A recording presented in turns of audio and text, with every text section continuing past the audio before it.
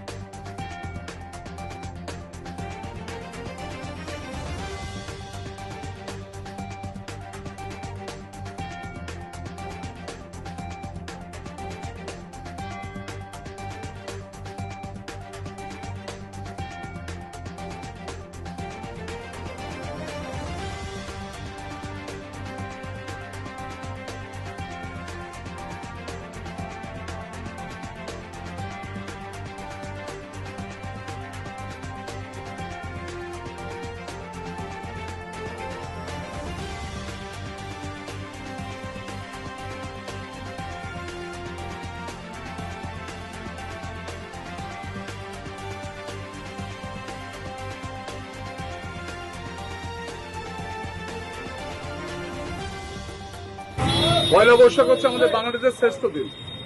এই দিনটা আমরা প্রতি বছরই আমরা নিজের মধ্যে আমাদের সৌহার্দ্য, ভালোবাসা, সম্প্রীতি এগুলো আমরা একে অপরের সঙ্গে সম্পর্ক রেখে চলি। বাদুড়িয়া একটা সম্প্রীতির পীঠস্থান। বাদুড়িয়ার মানুষ শান্তি চায়, বাদুড়িয়ার মানুষ সম্প্রীতিতে ভরপুর। বাদুড়িয়ার মানুষ কখনোই কোনো অশুভ শক্তির কাছে মাথা নত করেনি।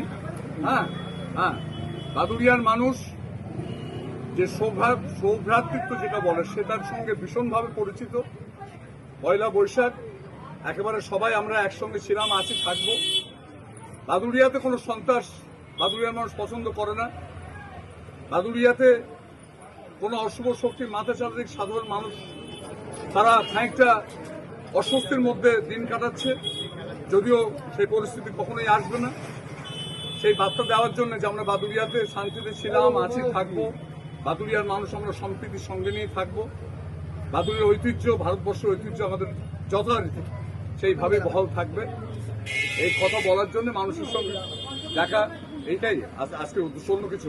আজকে তো সাধারণ মানুষের সাথে কথা বললেন, দোকানদারদের সাথে কথা বললেন, তাদের কোনো অভিযোগ শুনলেন বা আপনি কি বললেন? তারা সকলেই চাইছে যে শান্তিতে তারা থাকতে চায়। তাদের একটাই কথা যে আমরা যেভাবে ছিলাম সেই শান্তিতে থাকবো। আমাদের ব্যুরো রিপোর্ট, রাত দিন নিউজ নেটওয়ার্ক।